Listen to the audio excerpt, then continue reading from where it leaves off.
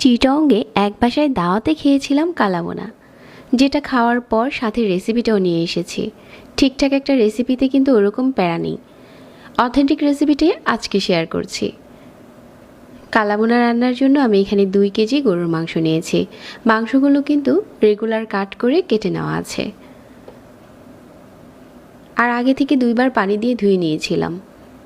এখন এখানে 2 টেবিল চামচ দিয়ে দিচ্ছি আদা বাটা, 1 টেবিল চামচ রসুন বাটা, আর এখানে 1.5 টেবিল চামচ দিয়ে দিচ্ছি লাল মরিচের গুঁড়া, 1 চা চামচ হলুদ গুঁড়া, আর 2 চা চামচ ধনিয়ার গুঁড়া, 1 চা চামচ ভাজা জিরার গুঁড়া, আর এখানে 1.5 চা চামচ দিয়ে দিচ্ছি গরম মশলার গুঁড়া। পেঁয়াজ বেরেস্তা দিয়ে দিচ্ছি হাফ কাপ, 1 কাপ দিয়ে দিচ্ছি পেঁয়াজ কুচি।